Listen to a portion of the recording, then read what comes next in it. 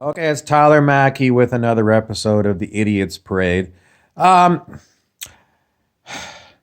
I have great difficulty. Granted, our society based on cash is a fraud. Everyone knows the story about how the Federal Reserve creates money out of thin air, then charges it out to all the rest of us at compound interest. The system is rotten to the core. Now, let's put that aside for a minute because clearly I can't remove the Federal Reserve and I can't remove the money economy as much as I talk about it on these channels.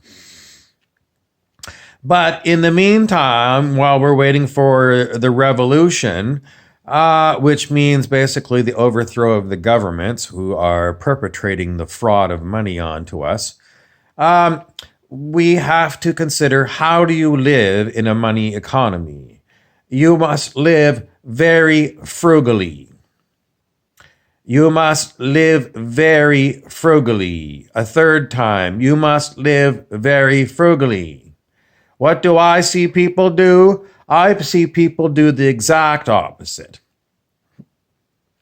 They buy cars that they can't afford and they buy them on time. In other words, they sign up for 8-year loans where they just keep making payments and payments and payments and payments and payments. They live in houses that are way too big for them with huge mortgages and huge tax bills, property tax bills. They go on way too many trips to other cities, resorts, cruise ships. They spend way too much money on all these kind of vacations. They spend way too much money on, this is the biggest one of all, booze. Because these people, not only is booze expensive, but it makes you stupid. It makes you go spend even more money on stupid things.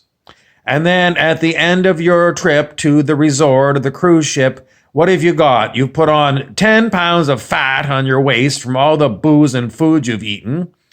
And you come back to an even bigger maxed out credit card and you look at your bank account and your balance is at zero.